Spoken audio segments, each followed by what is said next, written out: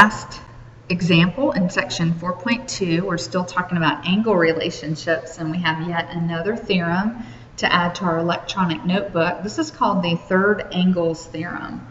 And basically what this states is this: if two angles of one triangle are congruent to two angles of another triangle. So let me stop right there.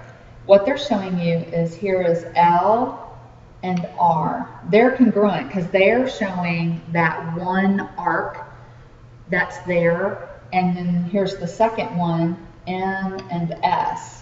Okay, so these two go together and these two go together.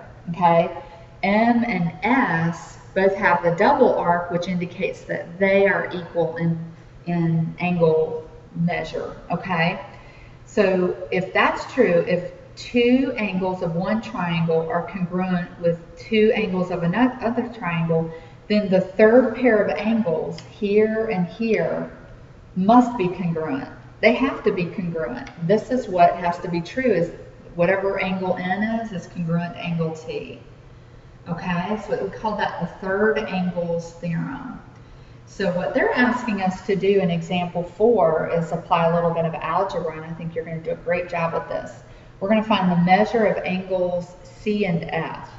Notice that we can apply the third angles theorem here because A is congruent to D, B is congruent to E. And so if you have two angles of one triangle congruent to two angles of another triangle, then these two here and here have to be equal to each other as well. So we're going to create a little equation. We're going to put y squared is equal to 3y squared minus 72.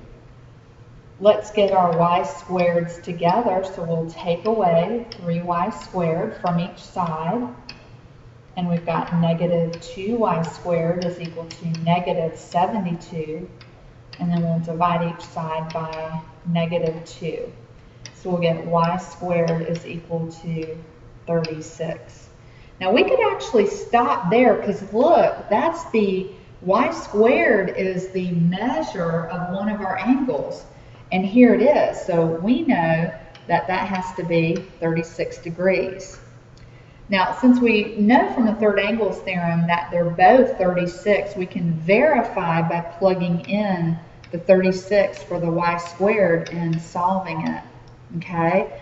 So we've got 3 times 36, which is 108, and 108 minus 72 is 36 degrees. So we verified it. We didn't have to, but we verified it and just checked to ensure that both those angles are actually equal to each other. You're going to emulate this in your practice, third angles theorem. Try this one for me for extra credit and do the best you can with it.